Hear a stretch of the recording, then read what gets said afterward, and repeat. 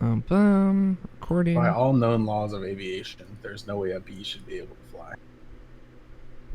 There's no way a what should be able to fly? A bee. A bee.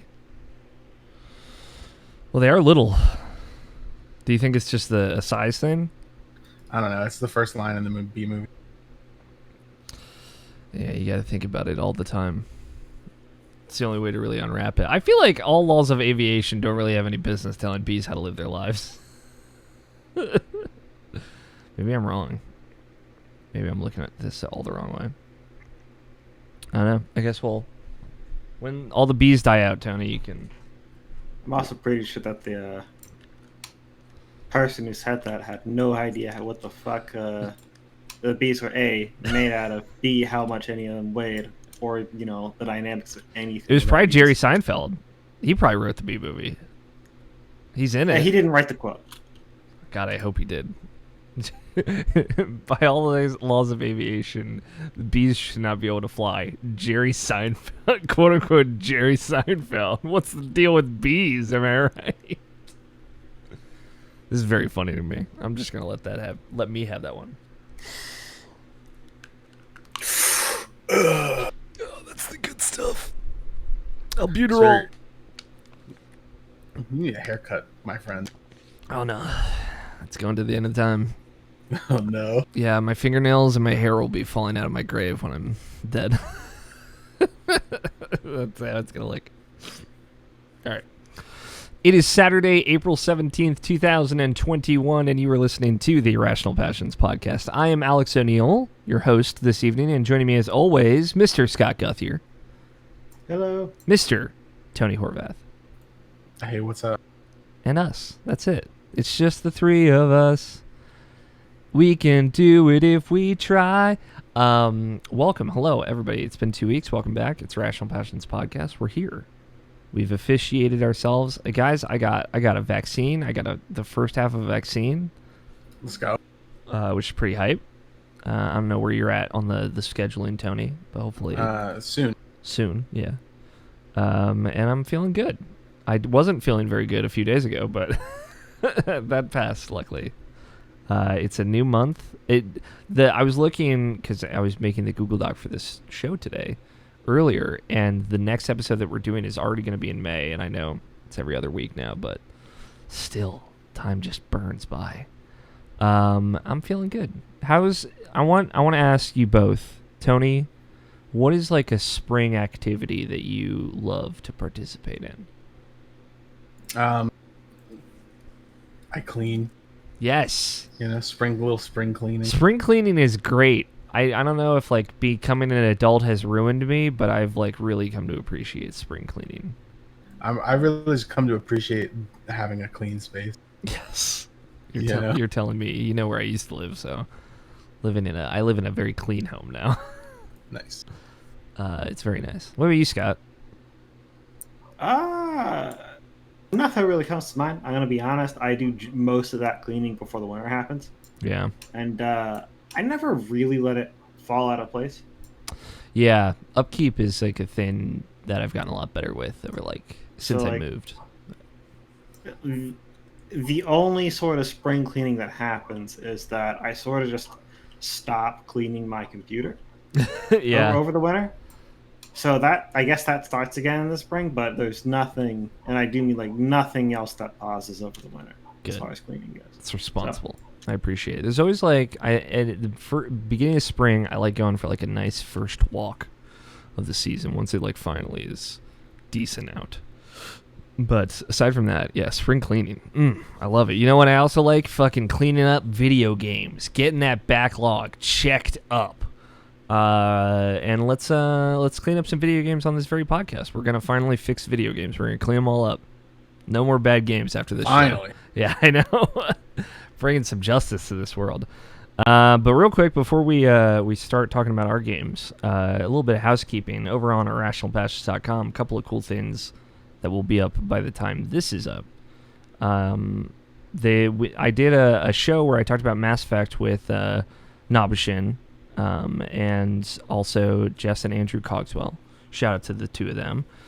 We just talked about how we're excited about the Legendary Edition, which comes out next month, very soon. I think like May 17th in that range. So that should be up probably soon, if not maybe a couple weeks from now. There's also a new episode of A Trip to Nintendo Land, the Nintendo show with Mike Burgess and myself. And we had Mike Towndrow on from 61indie.com. He's a very nice gentleman. I've podcasted with him before. And there's some new viewpoints up that you should all check it out over on YouTube. We did Kaze, which is like a platformer in the style of like old school Rayman and Donkey Kong Country, like PS1 era Donkey Kong or Rayman. It's very cool. It's got like a lot of really great art. Astro Dogs, which is a Star Fox style game but with Pomeranians flying around planes, which is very good to me. There's the viewpoints of Narita Boy, which is a game that I played and finished and is weird and cool and has like a lot of great art style. And then Outriders, which is that game that all the kids are talking about, I guess, right now. I wasn't on that one, so I can't speak to it, but seems to be hot with the kids. But that's all the stuff that the other folks have been doing. So, Scott, I want you to tell me about video games. What you been playing? It's too bad I haven't really been playing. Well, okay. No, let's see. You gave up on League last week. That was our last episode. Yeah. But at the same time, I had given up League before the last episode really went out. Yeah. I just didn't say anything about it. But it bubbled to the surface in your heart. Then. Yeah. Let's see. What else have I been doing? Are you still playing Genshin? Yeah. Okay. Not nothing new there yet. Yeah, I don't know when they update. No, the next patch is in a couple of weeks or something. Okay. Yeah, it's not a game that I play every day. Okay. It's a game that I open up probably 3 times a week, and I think it might have been the only game I played this week. Although I know that I played some Stardew recently. Okay. There was the big update. I don't know if either of you guys have spent any time with either of the kind of big updates. Only really my recent foray into it, and I'm going to be very honest with you. I don't notice anything different. Yeah.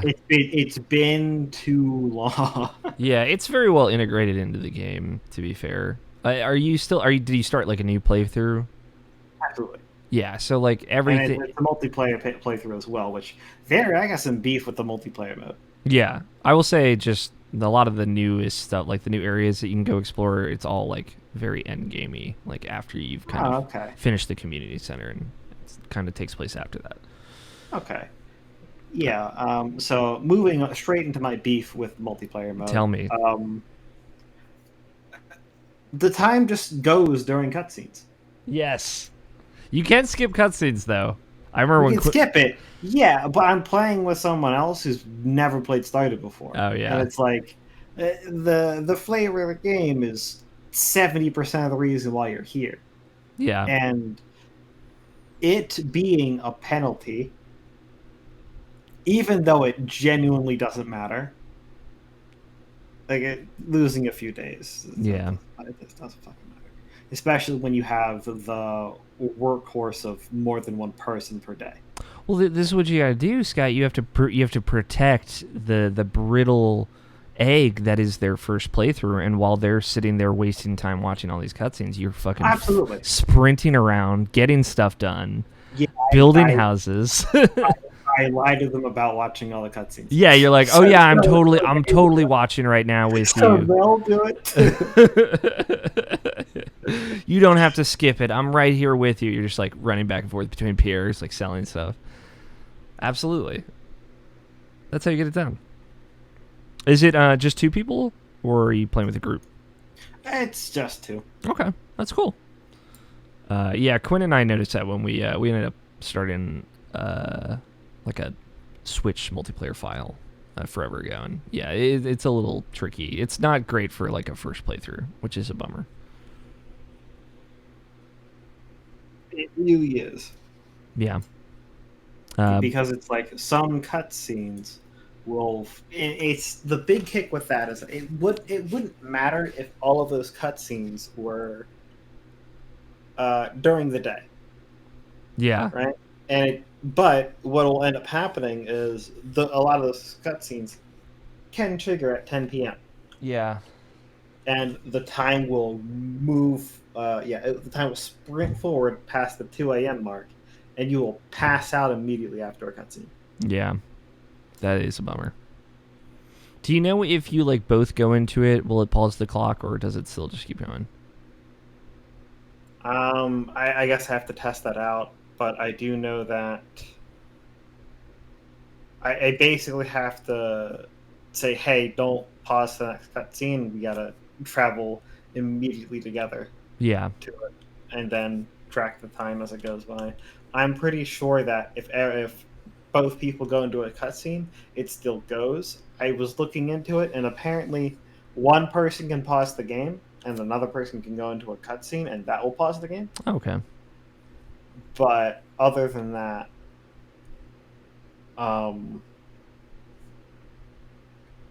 there's no way around it, basically. Yeah, but and again, that I haven't confirmed or tested out that pausing trick yet.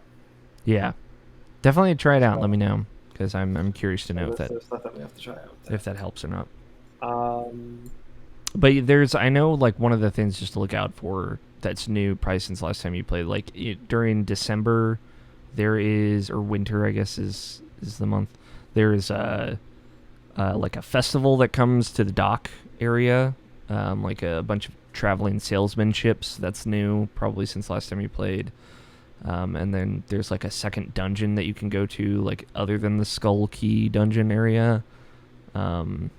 And I think I haven't seen all the stuff in the 1.4 update or the one that came out earlier this year. I haven't seen any of that stuff, but I believe there's new like people that will come to town and move there and live there as well. So, which is cool. Yeah, because so far I've only met the first set of people that I already know. Yeah, and I'm still missing a few that I've seen before. They just haven't been introduced yet. Yeah. And I mean, like, the only thing new with that is that I noticed, hey, some people have hearts, the extra double hearts for romance before, where they didn't used to have that. Yeah, there's more to that stuff too. Cool. Anything else you've been playing? No, I don't think that in the past couple of weeks I've even gotten back into the Terraria thing. Damn. Scorned by games, Scott Cuthier walks away, back to Stardew Valley. Your grandfather passes away, and now you just gotta go start a farm, man. I get it. I understand the impulse. All right, then. Tony, what about you, man? Video games. Y'all ever heard of virtual reality? I've heard of it. I think you've mentioned it to me once or twice. Yeah, I've been doing a lot of that. Yeah. I hear you've been lying to me about it. What do you mean? Where have you been? It's not real. It's not real. I heard it's virtual, not real. Oh, it's just reality? It's just reality. It's just reality now, dude. Oh, shit. Tony like reaches up to his face. Am I still wearing the mask? Dude, honestly, I could be right now. Yeah, that's how blurred are your lines right now? They're not that blurred. Okay.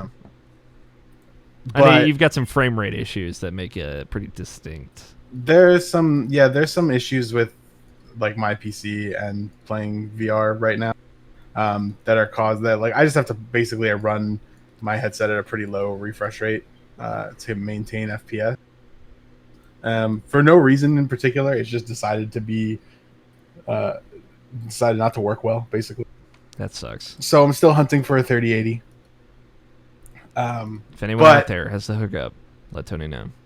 Otherwise, it's but otherwise, it's a lot of the same, which is great. You know, the same is great, but there's nothing interesting to report. Sure. Other than that, I've been playing a lot of ERBS. Yes. The squad, like the company's hosting another squads tournament this next weekend. Signups were today, so we're practicing for that. Ooh, good luck.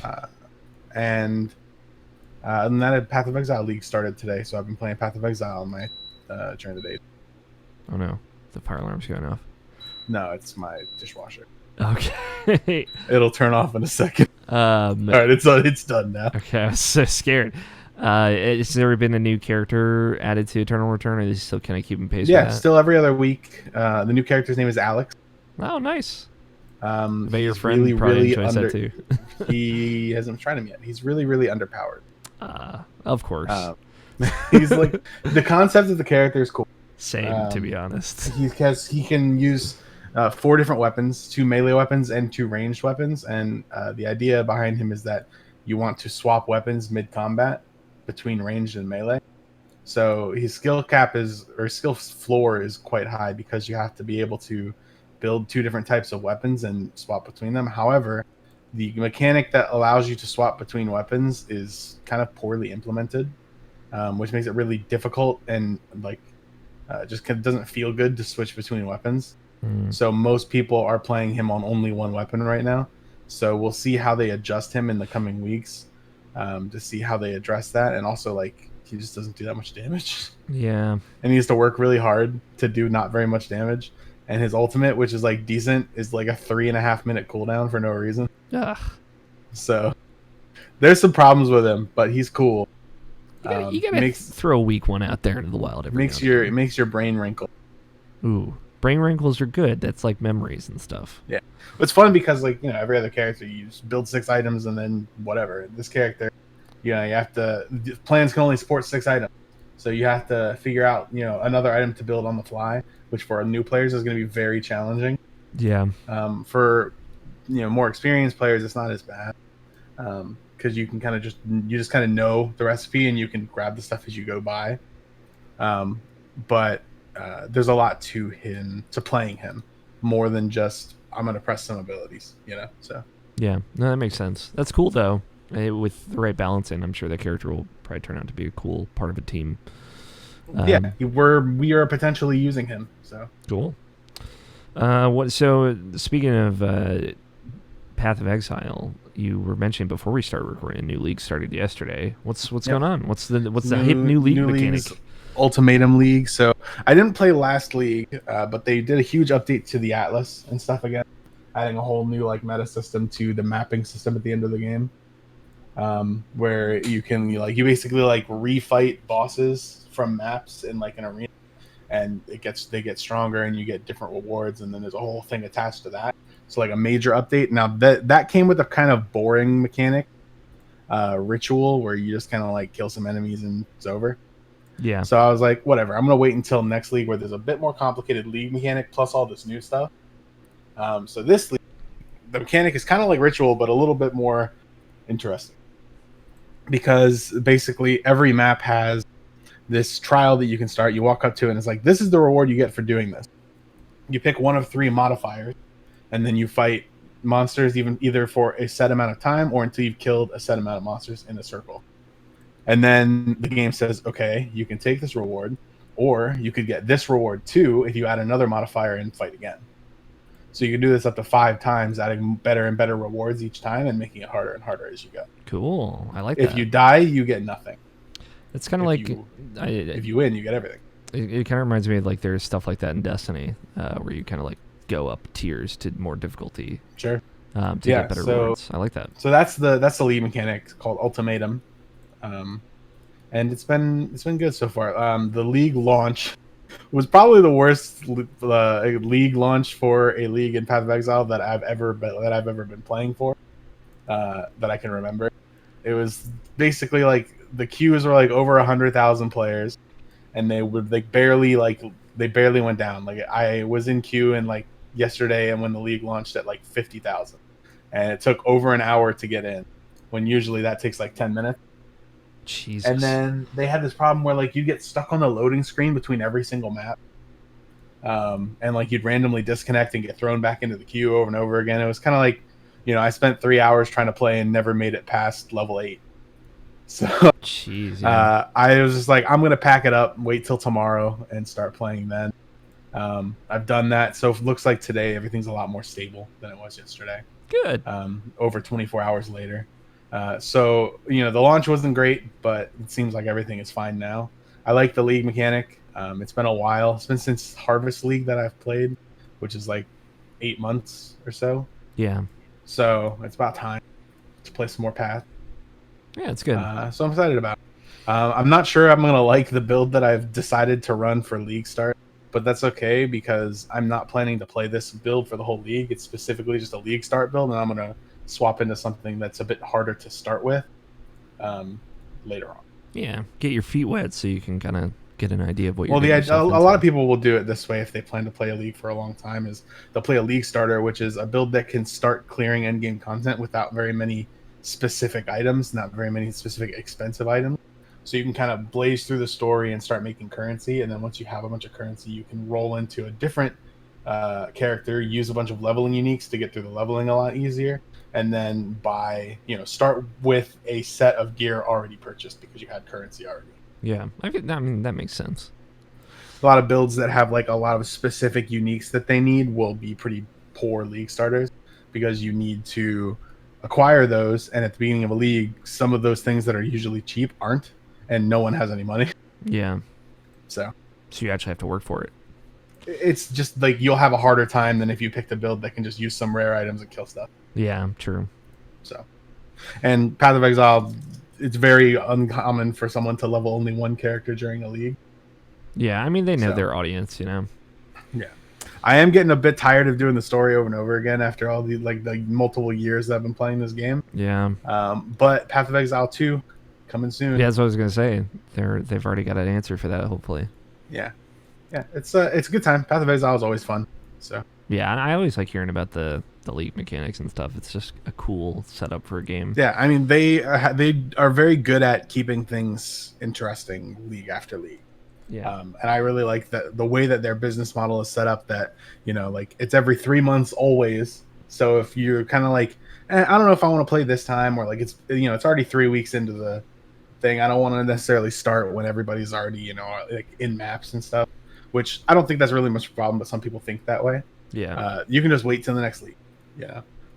Or if you're like, I only want to play leagues when they drop major content. There are set times when they drop major content with the leagues, and there are set smaller leagues too. So you can kind of decide around your schedule around like, I want to play this league, or you don't have to feel left out because you missed one league and stuff like that. Yeah, it's cool. So, anything else you've been playing? No, I think that's pretty much it. Okay. No VR games other than VR chat? No. Okay. Fair enough. I'm down, right? But yeah, they have to be out there and interesting. I played some stuff. So after we talked about Risk of Rain last week, I went and played more Risk of Rain 2. Or not last week. I gotta break that habit. Last episode. We actually did I convinced Quinn and Mike to get it on Xbox, and we did a group stream of it this last Thursday. So I got to play it with other people for the first time, which was very fun. We ended up beating it, which was a good time. But I've beaten Risk of Rain 2 once now, just on my own. And Mike was kind enough to show us some secrets. So now I have Acrid Scott. I fucked around with the lizard boy. I also have like the warlock lady, the sorcerer lady, and I've got the robot and the engineer as far as like characters, and the captain. I haven't played with all of them yet, but I'm excited to. But yeah, it's cool. Like I get into that like one hidden area that it's like the giant spinning cube, and you have to like fight off waves, and then you like unlock new items and stuff that'll like be added to the pool. I didn't know about that stuff, so it was cool to be able to see some of that and get into some secrets and try out some of the alternate move sets for some of the characters. But yeah, I did like a playthrough with Accurate and just fucking melted everything. It was very fun. You would have been proud, Scott. It's mostly just high damage, but it was very satisfying. I got his like alternate like alt attack where it's like the bite as opposed to like his like spit. Very good. Like that a lot. A lot of damage. But yeah, I'm not having not really still played a lot of Risk of Rain 2, still being pretty new to it. I'm a big fan. Yeah, I like the secrets in that game, and it kind of makes me want to check out the first one just to see. So I played just a very little bit of it. I just don't even really remember that game that well. And I own it like on everything, so I should just download it just to see like how did I feel about this game. In the other roguelike worlds, still playing a little bit of Spelunky 2. I've kind of slowed down since I like had a lot of great success in there, but now I'm trying to get the other trophies in there that are some of the more specific challenges. So there's one for beating the game in less than 10 minutes with no shortcuts, and then there's one for beating the game with no gold, which I've gotten pretty far with, but I always like fuck up and like put a bomb, and then a bomb blows up, and then like some little gold nuggets will fly into me. It's like, you picked up 50 gold, and I'm like, fuck, I have to restart the whole thing now. But I'm getting slowly better at that. That's like one of the tougher ones. I did that once with the Spelunky 1 on Vita. I remember this one. There's like a trophy for it there, but I don't remember how I did it, and that game is significantly shorter, which helps. But I'm slowly kind of picking away at that. At some point, I'll get the platinum for that and be happy. Finally. And the other big roguelike I've been playing, and I'd be honest, like Spelunky 2 and Enter the Gungeon, which is the other thing I've been playing, probably most of my time has gone into Enter the Gungeon, just because it's like the object of my focus right now, I guess. And that's just like a great like filler game of like, I just want to sit down and listen to a podcast and just kind of veg out to this, which I've been doing a lot of this last week just because I got my vaccine shot and I wasn't feeling very well.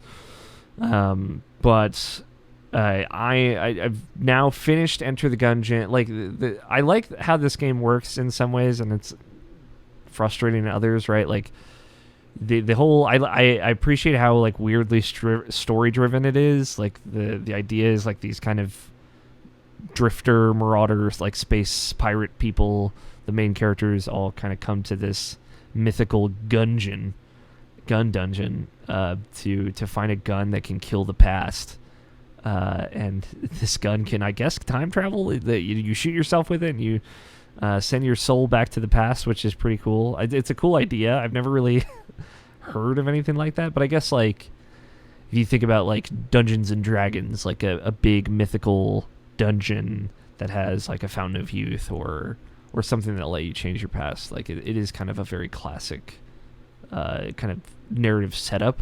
But when you actually play through it, right, you have these different characters that are all there for different reasons, and you get the gun, but you don't have a bullet that can kill the past. So over multiple playthroughs, you pick up these components from floors 2 through 5, there's only 5 floors, and in each of 2 through 5 is like a different component for this bullet. They have to bring to someone, like this person on a forge at the very end. After you forge the bullet for the first time, then you can like beat the game for real. So then you go get the bullets, and I appreciate that you only have to do the forging of it once. Like you don't have to do that every run that you're trying to like really finish it. And then each character you get to the end after you beat the final boss. Once you have that bullet, you can go to the past, kind of reset the character, and go to like this pre-events of Enter the Gungeon events in their life that kind of set them on the path, and kill your past, quote unquote. Of course it's a video game, so they're all boss fights, but I like, like there's a space marine, and like he ran away when like an alien menace like broke out, so he goes back to kill it instead, like not run away. The hunter like was deceived by a friend or something. The pilot like abandoned one of his friends and he stays instead. And there are all these cool little boss fights with their own kind of unique vibe and style. Like one is like a straight up shmup. The pilot's fight is like you're in a little spaceship doing a Galaga style fight, which is really cool. And then after you kill the past with all the main characters, you can then beat the game again with one of them and now travel to the 6th and final world to fight the real final boss. And that's kind of where I'm at. It's very hard. It gets much harder. Like the jump in difficulty after you've kind of knocked all the boxes, it gets much harder. But I appreciate, because like it's been a while since I played, because Risk of Rain is pretty similar to this game in that you're unlocking items to like get put back in the pool. That game has a much smaller pool of items than this, but I've not really played a thing like that before, where you're kind of like, I think Binding of Isaac's similar. You're adding more and more to the pool each time. Yes. And it's been a while since I played that. And there's a couple different sets of item pools that you're adding to as well. So all of your luck becomes a game of picking and choosing. Yeah. In most senses. And after I beat the game with the 4 main characters, there's 3 additional like secret characters you unlock, and they have their own kind of starting builds. And some of them like work mechanically like differently. Like there's a little robot guy that only has armor. He doesn't have like hearts, which it's a hit is a hit, so it functions the same. But like armor is just rarer. So if his health is only armor and he can only use armor as health, like it's just like you have to be way more careful. So I've been trying to like beat the game with him, which is kind of like its own challenge mode. And he has his own kind of cool starting setup of items. And there's like another hidden character that's like a little bullet guy that I'm trying to unlock right now. And then there's like a third hidden character that you have to beat the game again to get. So I'm just like enjoying unlocking, because you get like a kind of universal currency that you come back to the hub area, and that's where you unlock more items and stuff. Which Undermine, a game I've talked about before, is just like that as well. And I'm just enjoying like trickling in a couple new items and hopefully running into them playthrough, and just trying to see all the different guns, because I still haven't seen all the different guns, and hoping to get some of my favorites and restarting and just having a good time. It's good like lose myself to a game for me right now that is like unfamiliar to me, that's still pretty like I'm still seeing new stuff pretty much every time I play, and it's also like I think this is probably the first twin stick shooter I've ever really gotten into in my life, which is like there's a couple I've played, but I haven't enjoyed them as much as this, and that's kind of nice. It's essentially like a new genre for me. I'm very bad at it, I will say, but it's cool to like at least find something within that genre that I can connect with. I do have an update on Isaac. I think I've only played one thing since to sort of prove this. Yeah, you had a lot of beef last episode. I did, and most of the issues that I had, which made the game unfun, are restricted to both hard and greed mode. Okay.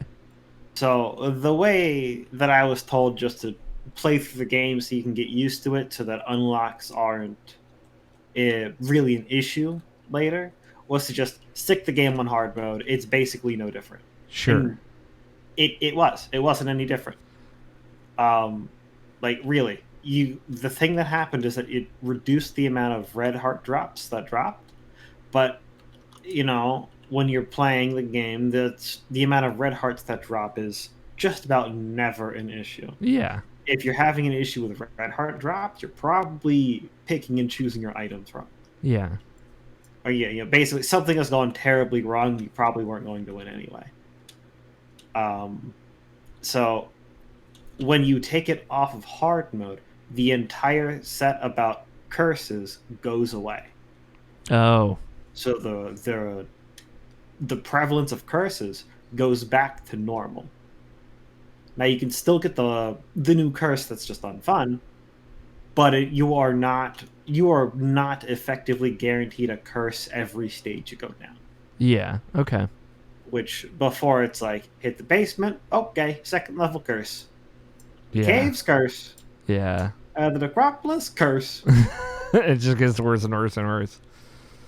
And it becomes more right, because the effects of the curse get worse and worse and worse over time, simply because the only good way to deal with, like the only consistent way, I'll say, to deal with the curse that hides your items is to not take the random items on the pedestals. Like the only ones that you can take is the boss item. You cannot do a deal with the devil, and the deal with the devil was heavily reduced. I'm pretty sure I touched on that. Yeah. So if you get a deal with the devil, not taking it doesn't give you a similar chance to go and get another deal with the devil again. That's no longer a thing. and so it doesn't fully reset your chances, but it's almost a reset. So it's like so how basically how your chances work with Deals with the Devil is if you don't take damage on that floor, your chance increases by like 25%, and that 25% carries on to the next floor. Yeah. So the next time you now have a 50% chance to get an extra room, and then a 75% chance. Now those aren't the exact numbers, but it's ballpark now. Because Sure. before it used to be 50% pretty much, and then 100%. Yeah. And then after you took your first one, then it would go pretty much 33, 33, 33. One deal just leads to another. You know what they say. Well, no, that would be hampering your chances going down. I know. I just metaphorically speaking. So have you been playing? And then if you deny a deal with a devil, the chance for your angel room, if so long as that your chance for the devil was 100%, your chance for an angel room becomes 100%. Oh, pretty much. I didn't know that actually. So again, this is all predicated on you not taking any red heart damage. Got it. So this is why the red heart thing is such a. This is why the hard mode pretty much only affecting how many red hearts you get effectively is such like it's such a nothing thing. Yeah. It's if you're having an issue where you are not, or if you're playing in a manner which doesn't prioritize having like a buffer of 1 or 2 soul hearts, which the game usually gives you, just I almost never walk away from the. I almost never walk away from the basement without at least access to 1 or 2 soul hearts. Yeah. I don't think it's happened in in Rebirth. And the soul hearts, like their drop rate's not affected by hard mode or anything. It sounds like, right? It is, because every time you drop a red heart, there's a chance for that to turn into a soul heart. Okay. But that conversion is kind of negligible in the long run, because how you would normally get a soul heart is like an item at the end of a boss room called Squeeze. You'd go into a cursed room, which has like a 15% chance. It's high enough to say, you know what, I can go ahead and I can burn this, use a teleport, or if I have flying, a half a heart's worth the chance to come out with the soul heart, 2 soul hearts. Sure. And then you can also get something that guarantees deal with the devils in that room under the same chance. So it's, if you can mitigate the cursed room to half a heart, it's almost always worth going in, even if you get a troll bomb. Yeah. So did you end up like not playing on hard to avoid all the curse stacking, or? Yes. Okay. So that makes the game fun again. Okay. Because again, dealing with the curses every once in a while, it's mostly whatever. Yeah. When it's guaranteed every other floor and your only escape is by getting lucky in the shop to get a black candle, in which case, by the way, if you go to a shop during a curse where you have blindness, you don't know if there's a black candle in there. So you have to kind of hope you have enough money to buy everything in the shop. Yeah. If that's a good idea in the first place. I forgot about the whole blindness. Yeah, I mean, of course, but yeah, I think that seems to be like the more straightforward way to play too.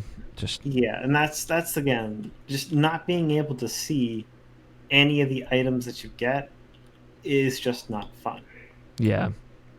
I mean, like, I've been playing Gungeon, which is a very, like, similar stylized game. Like, same deal. If you couldn't see anything you fucking pick up in that game, it would be miserable. Right. Just every time you hit the 3rd floor, every item that you could pick up is just now a question mark. Yeah. What is it? You don't know.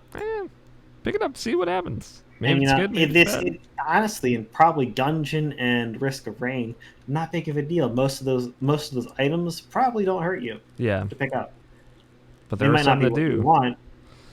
But in Isaac. Yeah, there's a lot more risk reward, I would say. Oh yeah, a lot of items ruin your run if you have a subsequent item. A lot of items are a straight up debuff. Yeah. A lot of items, a lot of items break synergies. If it doesn't ruin your run, it just makes a run that was very good before now kind of bad, but still doable. Yeah, that's torturous. So it's like it's not a 50-50 in whether or not something good or bad happens. It is like don't pick this item up because it is a 20% chance that it's a good idea in the first that it was a good item to pick up in the first place. And it's probably a bad idea. it's probably a bad idea, except for when you're on the boss room. Yeah, and it's probably the only item you get out of a blindness run, effectively, is the boss item, unless you've somehow gotten $1 really early, so you can buy all the shop items. Yeah, and then just so you can hold them and see what they are.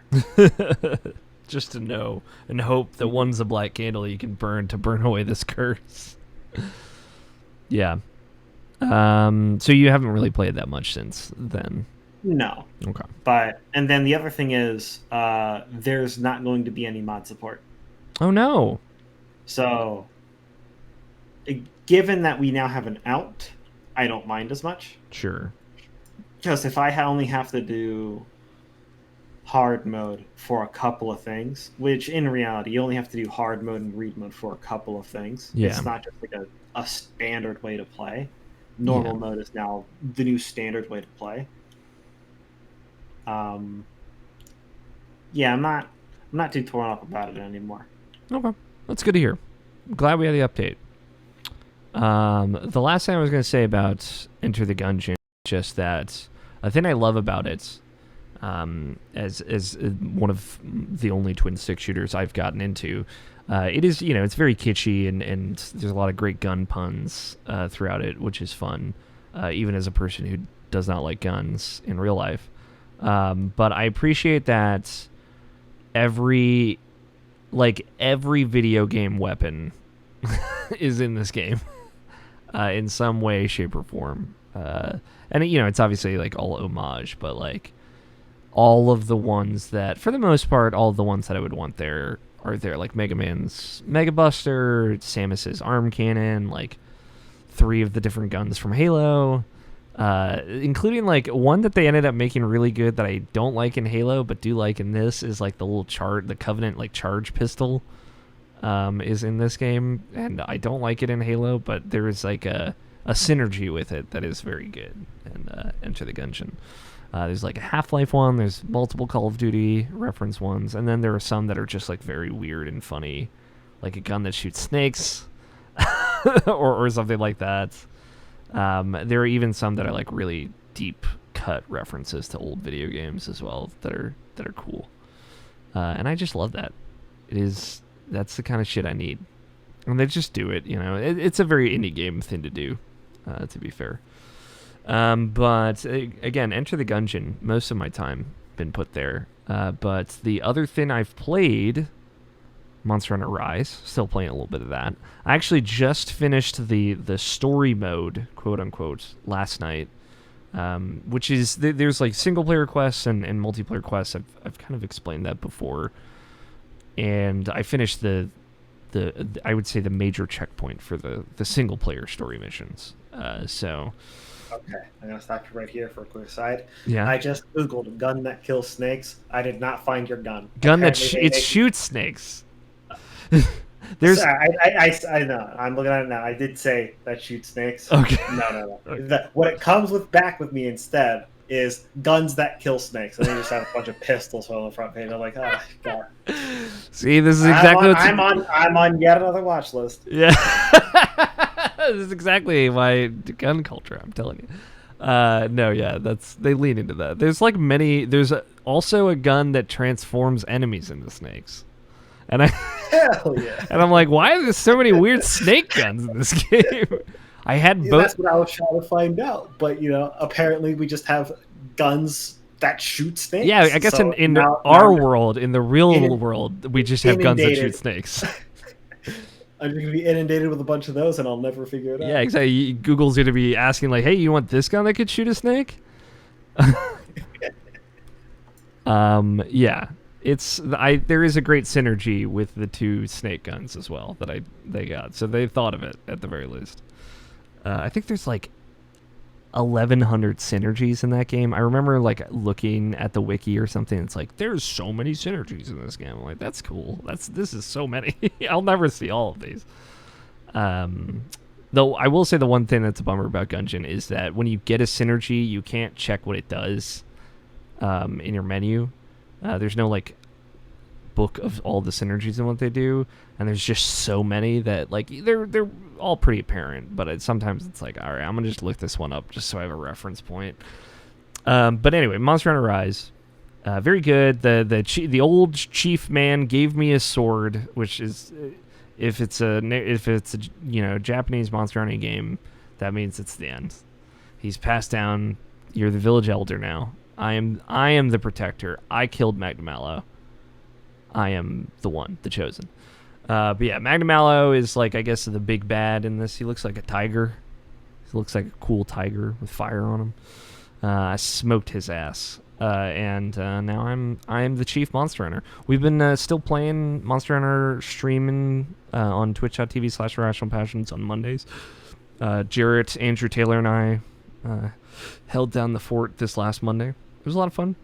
I'm at Hunter Rank 3 now. I think I'm almost at Hunter Rank 4. I have to do like one more mission for that. And then Hunter Rank 5 through 7 is considered high rank in this game. I don't know that for sure, but I know Jarrett is Hunter Rank 7. He's off killing all the big boys. So yeah, it's great. I'm still just blown away by how much fun I'm having with Monster Hunter Rise. I made a new fire axe, switch axe. It does some damage. There's this monkey guy also that he looks like the Pokemon with the tail that's a hand, and he just throws poison berries at you, and he sucks, but he's great. He's very jolly looking. But yeah, all the new monsters in that game are stellar. I think I haven't seen a bad monster in that game. I've only seen like a couple repeats from World that I recognize as well. It's like the weird snake squirrel guy. There's the Anjanath. And which is like one of the first ones you hunt in World, and probably like two others that I recognize. Obviously like Rathian and Rathlos as well. It's great. But that's it. That's all I've been playing. Let's jump over to a little bit of headlines, some news, some of the news of the world. Have you guys heard about E3? Have you heard of it? What's that? No. Yeah, I thought that died too. It's going to happen. And I will say they did. I don't remember what they rebranded it to, but they did change it. It's like the Entertainment Experience Expo now, or something like that. It's not like the Electronic Experience Entertainment Expo. The entertainment. Yeah, it's like PAX is better, so we're gonna do that. We're just gonna do it. So it's gonna be a digital event, digital only. I'm just like, because they said they were gonna do this last year, and then they just were like, you know what, fuck it. Let's just cancel it. I guess they've gotten it together a little bit more this time. But yeah, E3 is going to happen June 12th through the 14th, 3 days, not 24 days like it felt like it was last year. Everyone that was there before is going to be there to some capacity now. So Microsoft and Nintendo will have there will be a Nintendo E3 Direct, be a Microsoft presentation. Ubisoft is doing. They have like a name for their thing now called UB Forward. Their next UB Forward is going to be in E3 Ubisoft Forward. I'm not like I'm not holding out hope for anything. A lot of people were kind of talking about how this is a digital only event, and it seems likely that they may never do another physical event. So like E3 is effectively dead, if not just thematically dead yet. Which is a bummer, which means I never got to go to E3, which is sad for me, but it's all right. I got to go to a lot of PAXs, and they're better anyway, like you said, Scott. So, not too much to say there. I'm not like surprised that this is happening. I'm surprised, I guess, that it's coming together. I don't have any guesses to if it'll be good or not. I'm sure like Nintendo and Microsoft will be what they do every time. They'll be fine. And Otherwise, it'll be just another week inside my house.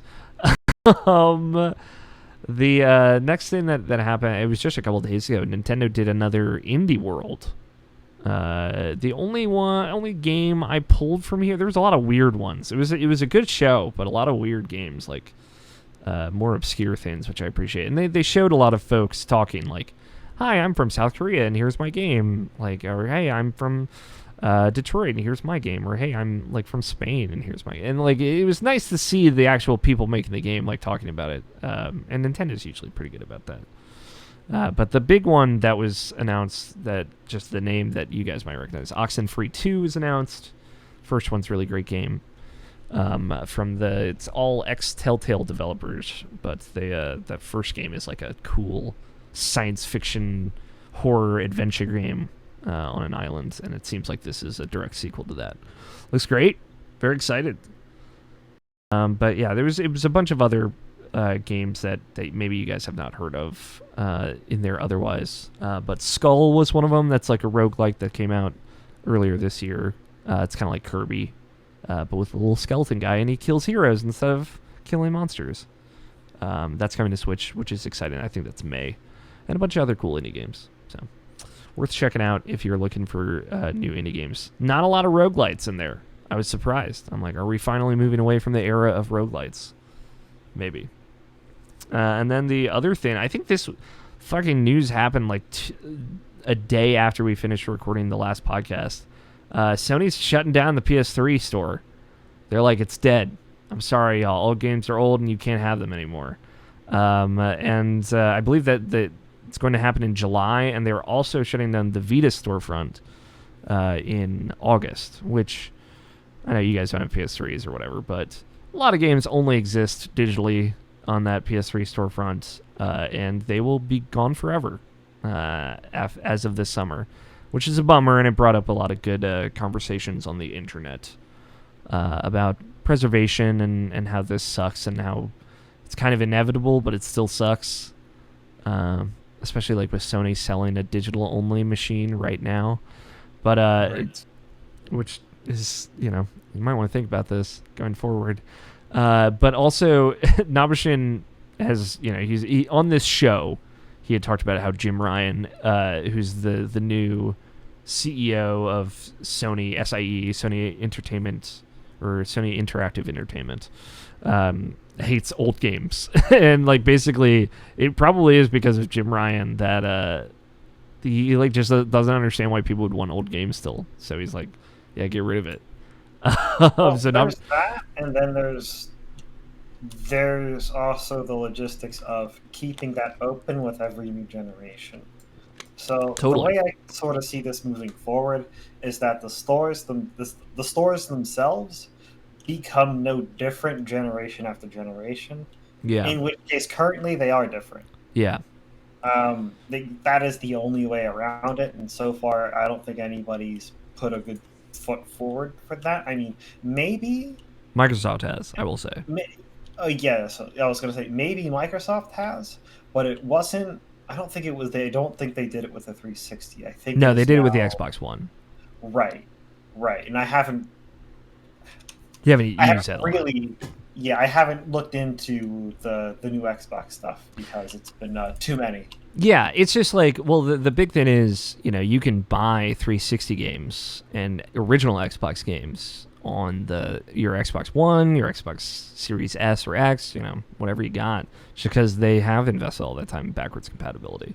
Not all games are there from the platform, but the equivalent games like PS3 that you can only get there, you could buy some of these games on Xbox still if you wanted to. Right, which is cool.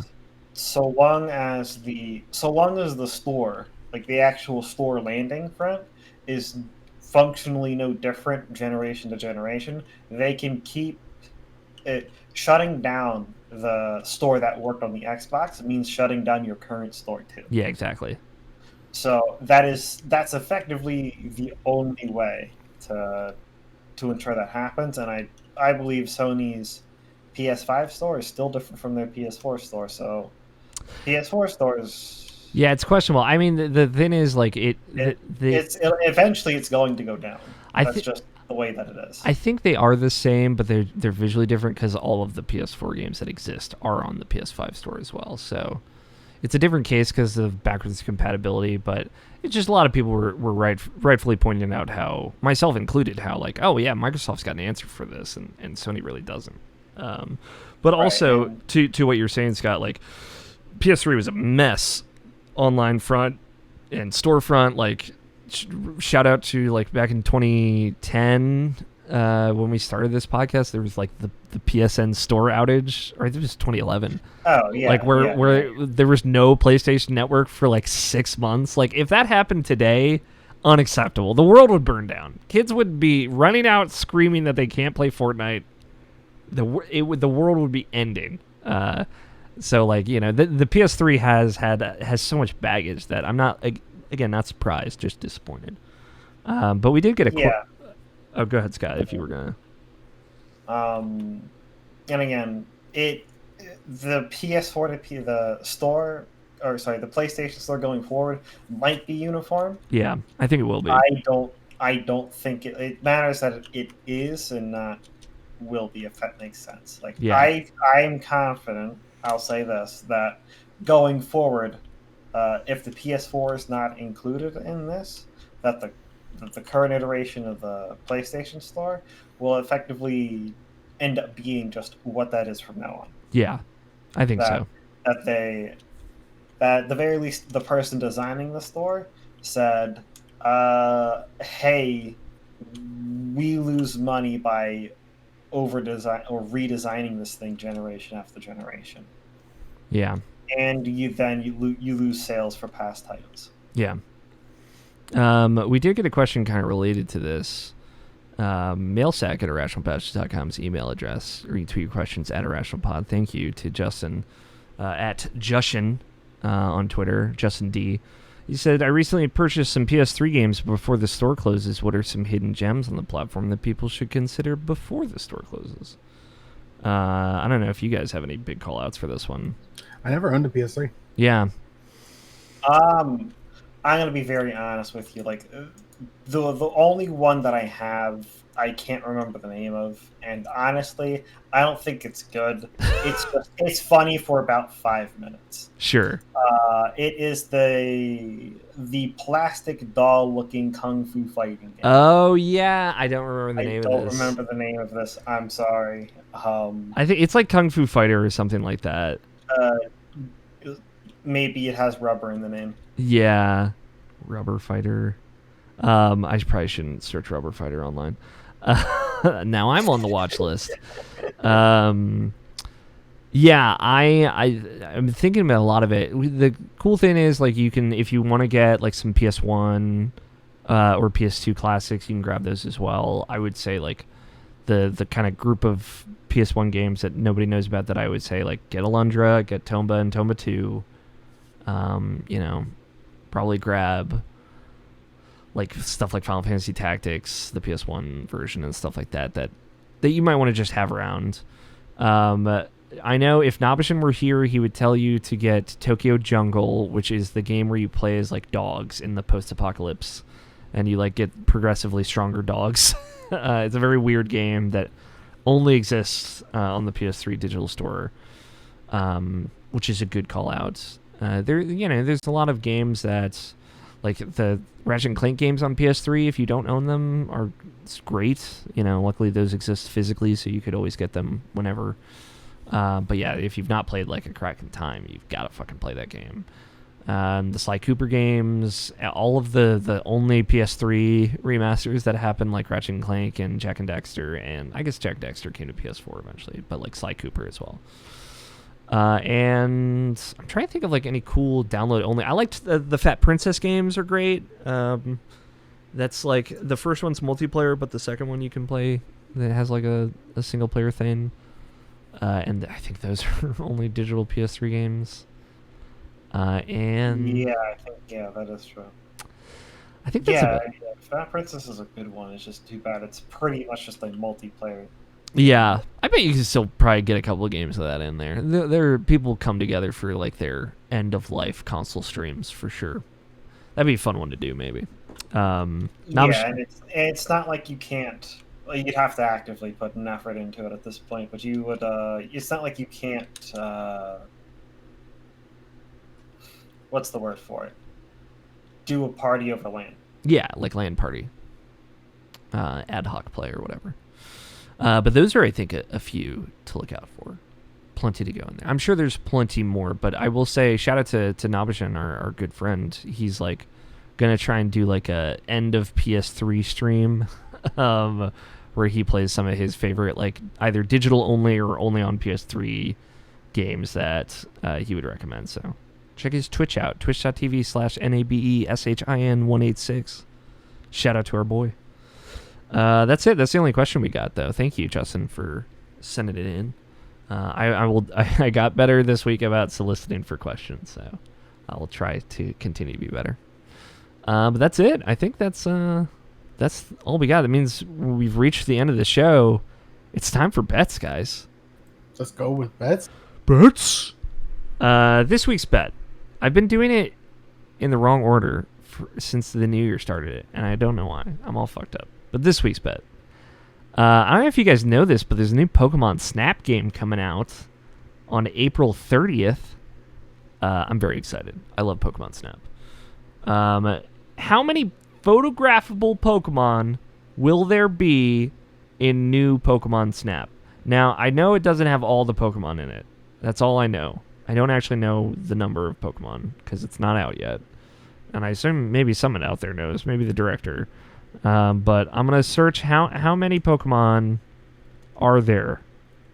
I don't actually know. 932 Pokemon. Wait. Official count is 893. So out of 893 Pokemon, how many are going to show up in this new Pokemon Snap? That will be photographable.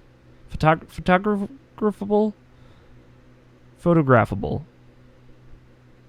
I'm going first. 300. Ooh. God, I fucking hope, dude. 151. Whoa, classic Tony. I like it. I was going to say like 237, like some random number. So I'm happy with 237. Yeah, because they definitely now have all the disk space to put all of them in there, period. Yeah, if they wanted to. Do they have the game behind it? Yeah. Probably not. Before that was an issue. Like 800 Pokemon is a lot. Yeah. But like for point of reference, like the first Pokemon Snap, which is an N64 game, had like 80 Pokemon in it. And this is the second one. So I'm just excited that, I'll be able to take pictures of fucking rabbits and stuff. There wasn't any of that shit back in our day. Back when I was young. Back in my day. And there was like a bunch of them you couldn't photograph at all. Yeah, in that first game, so they could show up. The original 151 could be the only Pokemon in it. I know that's not true, but what I like too, just because I'm so excited about Pokemon Snap. Do you guys like that game? Do you play the original? I played it. I don't know what consists of beating that game, to be honest. I don't remember. If you did the secret stage at the end with Mew. But here's the thing. That was the game I went to when everything else was exhausted. Oh. And it was raining, so I couldn't go outside. Okay. So, no, I didn't really like it. So is that like a special place in your heart type of game, or? No. Oh. Okay, got it. Understood. I'll put it this way. It's like the fucking NES Lion King game that everybody had. Was it good? No. It really wasn't. I love that game. Did you? But it's I don't know. I think I got like the 8th stage or something. Yeah. I can say that I distinctly remember 5 unique backgrounds. Yes, there's 8 stages, I think. So, I don't remember off the top of my head. Tony, did you ever play Pokemon Snap? I played it like at a friend's house. I never owned the game myself. Okay. Did you like it? The short time that I had with it seemed all right. Okay, fair enough. I like the idea of like a photography game where you're just like in another place. Like even if it was like Mushroom Kingdom, and I'm not talking about photo mode here. All right, kids out there with your photo modes or whatever. I'm talking about like you're just a dude that everyone can see, and you're walking around taking pictures of everyone. They're like, oh, this guy's here, I guess. You know, I just love the vibe of that. Or like, you know, wildlife photography just in general, but with magical creatures. There's a new, I know one of the stages in new Pokemon Snap is like you're like in a pod like at the bottom of the ocean, and you're like looking at all the underwater Pokemon and stuff. All the red Gyarados. The red Gyarados. And I just love that. All right. This one's for me. Last episode's bet was, what will the Open Critic average review score for Outriders be? I said 63. Scott said 85. Tony said 70. Fucking split through the middle, Tony. 76. Nice. Which, Scott, if you had said 80, you would have had it. Damn. Got him. So, I don't know why I said that.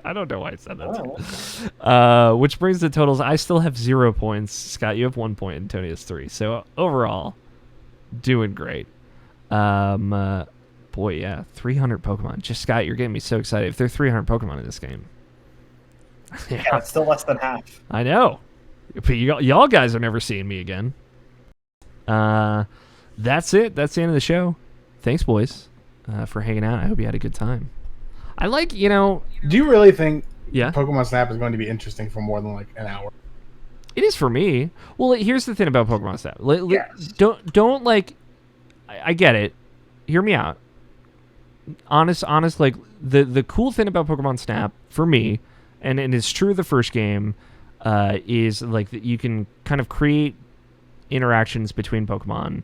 And they function like discovering little secrets. Like, you know, I'm thinking of other games where you're like putting two things together and it makes another thing.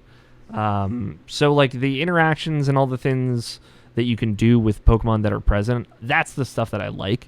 And the way they hid those kinds of things as secrets in the first game is a very like, oh, you go through here and like, oh, well, now we have this tool that we can give you, and now you can go through here, but go to the right at the end, and then there's different things there where you can interact with things differently, and then you go through the next level, and then you get more tools, and that going back through the old levels makes things interesting.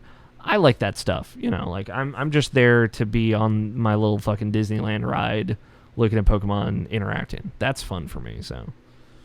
Yeah, it seems to me like it would just be like you said, going on a fucking Disneyland ride, but for hours and hours and hours. Well, that's the whole thing. And it's the same ride. Well, that's the whole thing, is that it is definitely not the same ride. Yeah, there's different there's different rides with very different vibes. So I'm when I said 300, I'm expecting the game to quite literally be triple the size because they can.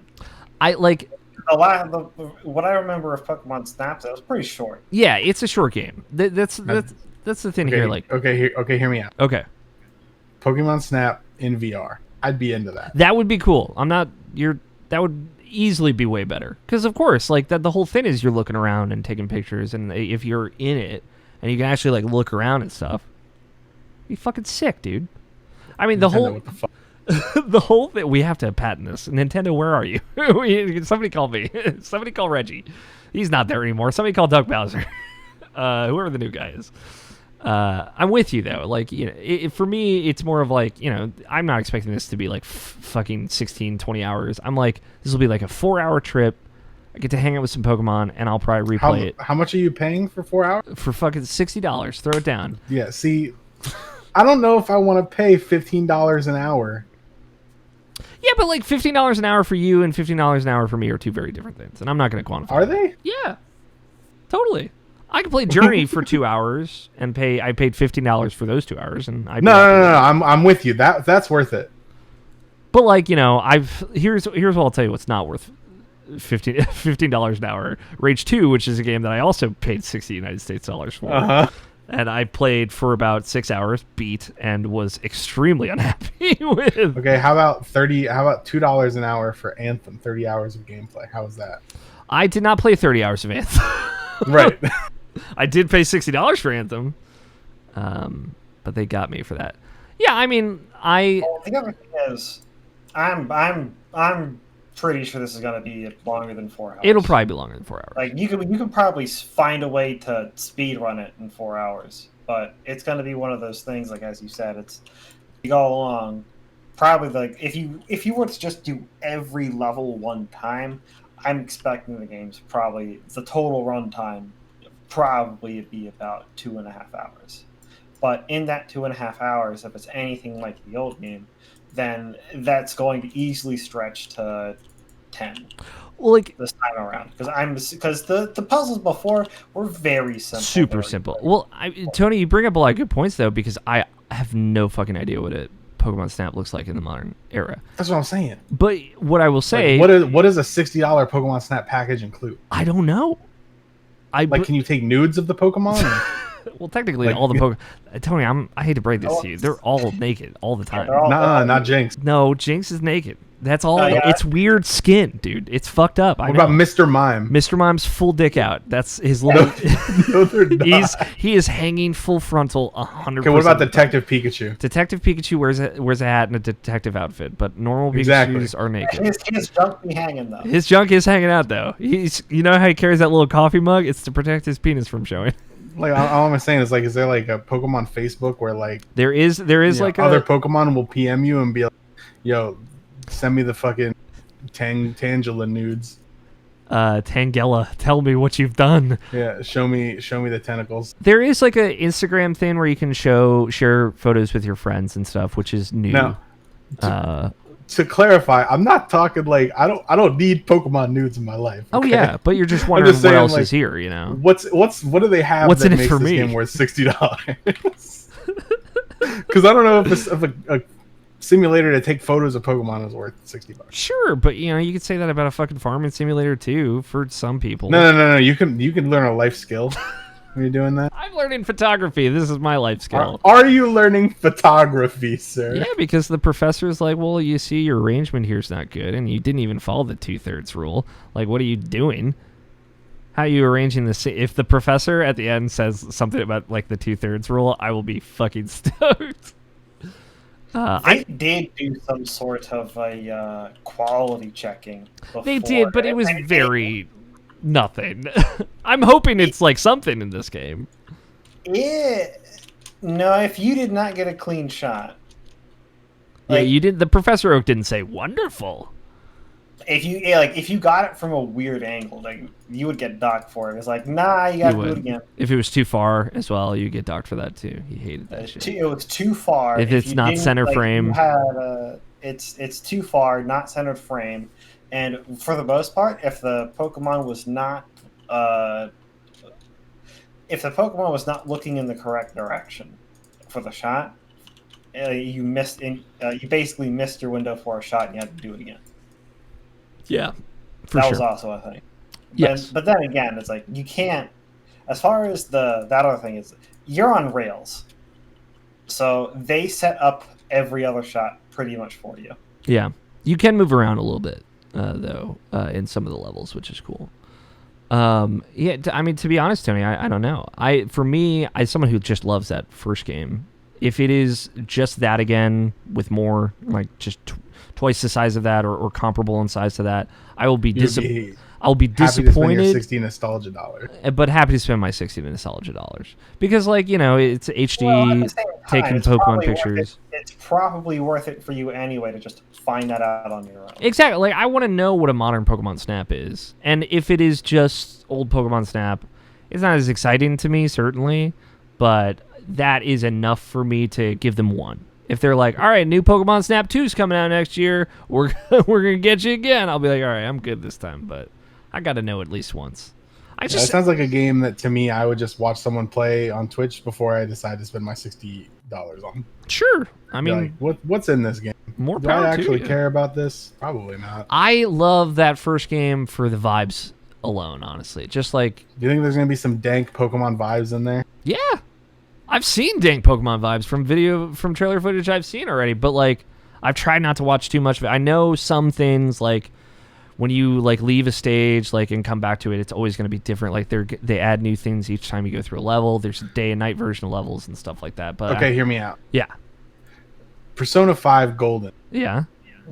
Persona 5 Royal. Let's assume that Golden Royal. Golden Royal, yeah. Let's assume that that's a 10 out of 10 value per dollar, right? At a $60 I don't do that, though. Where are you gonna rate value per dollar Pokemon is so Snap subjective. on a value per dollar in comparison to Persona 5 Golden the Royal Explosion Edition plus anime? It's not a fair comparison. Yeah, because the second you do that, you immediately get shit on for Journey. Yeah, well, but also, like, one's an RPG, and this is a photography. This is, like, essentially an on-rail shooter, but you're taking pictures instead of firing guns. You know, which are historically, like, arcade games that are short. But also, like, I'm not an idiot, you know? I'm not a fucking kid walking into the store like, I'm gonna get $60 whole worth of it. Like, I know how to spend my money, you know, to some extent of like. No, I'm not trashing you for doing so. I know, but what I'm saying is, if I know I'm buying in for like a mood, I know what I'm getting. I'm not saying. I'm just saying that game is too expensive. Probably, but like, I don't even know how long it is yet, so I'm excited to find out.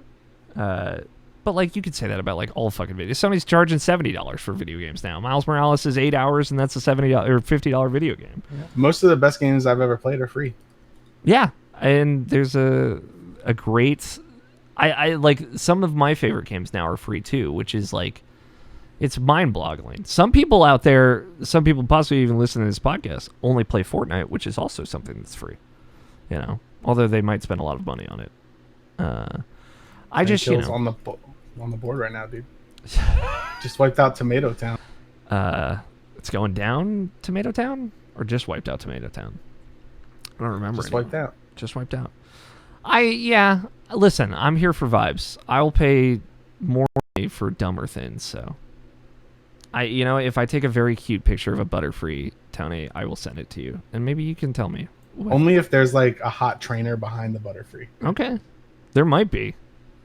Dude, what do you think those guys think about when they're hanging out on Route 1 for their entire life? Yeah. They're probably thinking about, like, this is going to be the day. And they never train. Some fucking kid's going to roll up, and I'm going to whoop his fucking ass. They're going to lose. Be like, shit, I stood here for 3 years, and now I lost $2,000. So they're all probably very hot. They're all doing drugs. I mean, you gotta think, like, Pokemon is like a very hippie universe. Like the great Pokemon War is past, and only Team Rocket are the people. You think that they're suck. snorting skooma out there? Yeah, they're just doing skooma, doing the spice. You know, just talking to each other. You spice it? Yeah, that's what every Pokemon NPC you walk up to is like, "You got spice, dude," and then they get pissed, and that's why they have to fight you.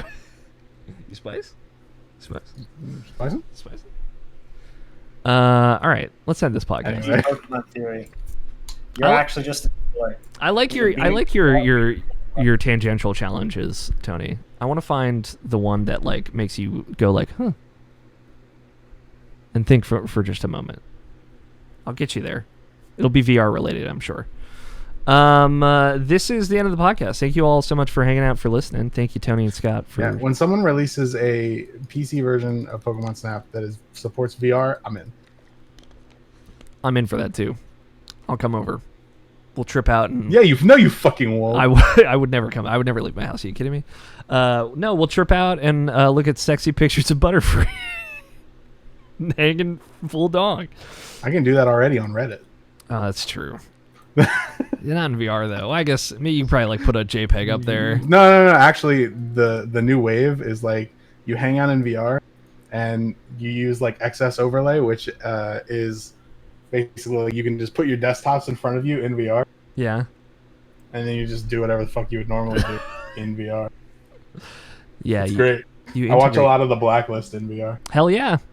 Just tell James Spader to show up. He's hanging out. That's 2 episodes in a row now that we've talked about James Spader and The Blacklist, which is good. I finished. I'm on season 5 now. Excellent. You got to let me know how it ends because I still have no idea. I will let you know. Does he get away or did they catch him? Who knows? I'll have to find out. I was excited to have Nabishan on this week because guess what they did? What'd they do? They made The World's End With You anime. Yeah! Have I watched it yet? No. But it exists. So I wanted to get his feelings on the fact that it existed. I know he's after the newest trailer for the second game, he's very excited, but I don't know if he's watched the anime either. or if he's excited about its Do I existence. have to watch the anime to play the second game? Is that what this is? Is it a retelling of the story so that people don't have to play the first game? Because I'm not sure that you can cleanly get the first game anymore. It feels like Well, you can because on mobile and stuff. It feels like it'll be mostly its own story. I'm sure, as someone who's not finished that first game, like I'm sure it'll tie in some way, but I don't think it's like a recap. The anime is like a recap. I don't think so. I don't think you have to watch it. It's just another thing they did for the anniversary, because that's this year, I guess. Cool. Now the show's ended. Tony, thank you for your VR Pokemon idea. I'm gonna fucking take that right to the bank. We gotta get the patent on this right away. Thank you all so much for hanging out and listening. Thank you to Danny Wiesner for opening music of 2-player co-op and our closing music of The World is Saved. Thank you, Tony and Scott, for joining me as always and having good conversations. I like it. I will report back next week as to what Pokemon Snap is like. Or not next week, next episode. And the next episode is recording on May 1st, released on May 4th, so look out for it. That is when we will be back. But until then, I've been Alex O'Neill. Play your games. Stay rational. We will talk to you next time. Do you guys know that in Korea, when you go to rent an apartment, to get like a 800 square foot apartment, you have to, depending on where you live, you have to put down like $300,000 in a security deposit, and then rent's only like $400 a month. What? Yeah. How do you? I have a friend who is one of the Nimble Neuron game masters. Works for the company, and he lives in Korea. Yeah, you were telling me about this. Yeah, we were talking about it on Discord last night because I was helping him pick out a pre-built computer to buy because he wants to get a new computer, and that's the only way to get them in Korea. Yeah. Because the cost of a 3060 in Korea is like almost $1,500. Yeah.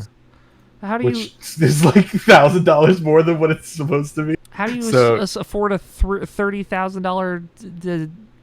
No, 300,000 if you want to like, depending on where it is. Yeah, like the one that he's living in now is like $100,000 down, and the rent per month is like $650. And you get the whole deposit back when you leave, but you're like contracted into it like a cell phone plan. Whoa, that's like such for like a year or more. Yeah, big so upfront, though.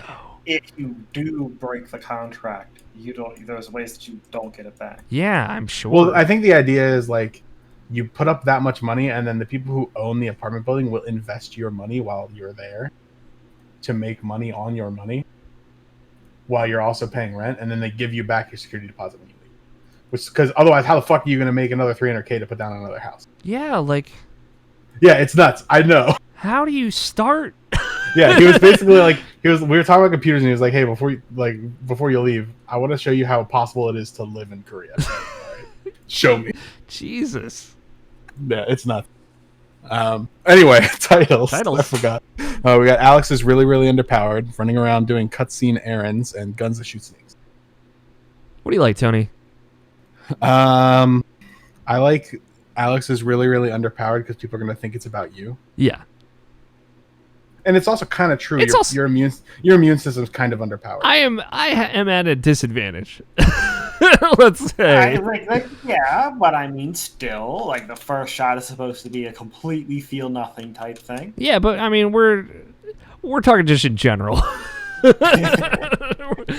Oh man, the second's just gonna fuck you up. I know, dude. I've like already like got a week blocked out for it. Like, all right, I got Moderna real hard. Which one did you get, Scott? Pfizer. Okay. So yeah, my experience might be significantly different simply because of that. But yeah. I've had one other person basically echo my experience with Moderna. Yeah. Okay. So yeah, it is gonna heavily depend on your immune system already, I guess. Yeah. Because, I'm planning accordingly, you know.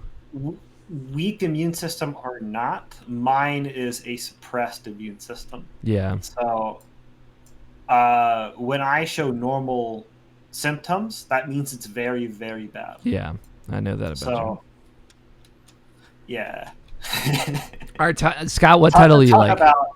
Talk about passing out in elementary school, throwing up without a temperature. Yeah. Good old classic Scott Guth here. I just felt sick one day, didn't have a temperature. Visibly nothing was wrong with me. Just pass The out. second I get out of the car and walk down the hallways of school, I don't make it past like this front opening area. I throw up and I pass out, and then I remember this. just sit down, just. I think I heard about it by like, you hear about the kid who threw up and passed out? That's how I heard it. All right, Scott, what title do you like? We can do the Underpowered, Alex. All right, I'm gonna make you boys say the title because I've been in it before. Okay. Scott, you can say the title. You're listening. Hold on. If we're gonna do that, I actually need to pull up. It's 496. Yeah, I need to Open the doc. Yeah. God fucking damn it, bitch. You were so ready though, Tony. I appreciate it. I was getting those crinkle tinkles, my ASMR crinkle tinkles. You're listening. What would I just like? I don't even know if that came through. It didn't. It was too It's too soft. No, I was scratching the mic. I was gonna say that wrong. Guaranteed. Glad I pulled it Yeah, up. that doesn't come through I'm for ready. me either. All right. I guess whenever you're ready, Tony. Oh wait, am I doing the first part? You're listening to the Irrational Passions Podcast, episode 496. Alex is really, really underpowered. Hey! I You whippersnappers. Whippersnapper.